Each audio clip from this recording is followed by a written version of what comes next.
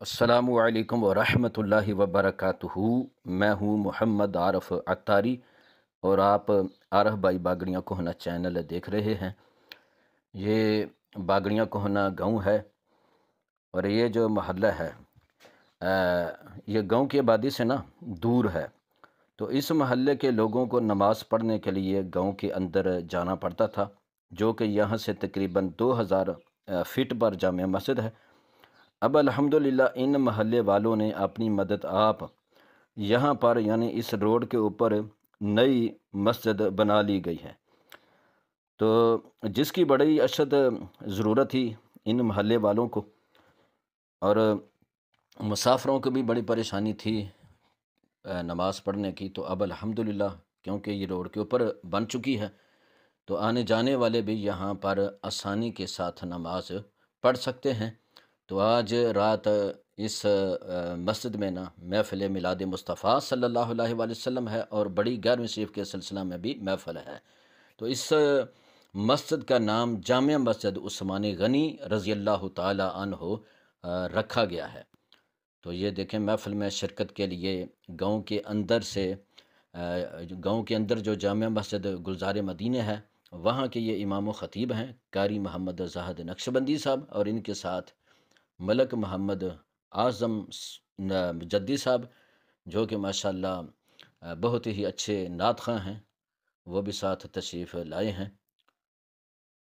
तो थोड़ी देर तक इंशाअल्लाह महफ़िल जो है वो शुरू होने वाली है। तो ये और लोग भी जो हैं माशाअल्लाह इनके साथ महफ़िल में शिरकत के लिए तशरीफ़ लाए हैं। तो ये जो रास्ता है ये सीधा डोडा वाली पुल की तरफ जाता है। ये मस्जिद उस्मान गनी जो ज़ेरे तमीर है अभी, और ये जो रास्ता है ये गांव के अंदर जाता है, गांव की तरफ। तो आइए चलते हैं, देखते हैं कि महफ़िल में शिरकत के लिए कितने के लोग तशरीफ़ लाए हैं।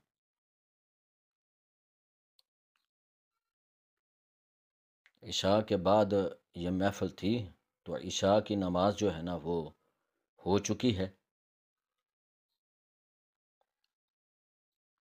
अभी ये देखें मस्जिद का जो है ना वो ताज़ा ताज़ा प्लस्तर हुआ है।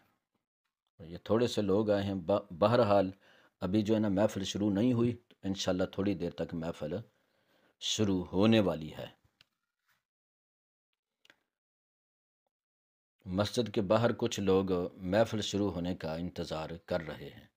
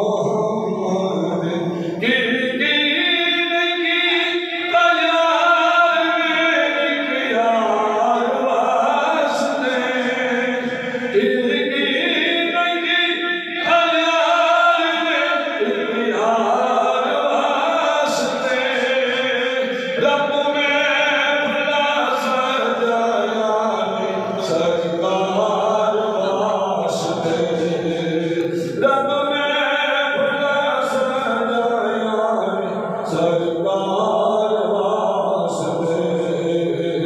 अल्लाहुम्मा सल्ली अला सय्यदना व मौलाना मुहम्मद।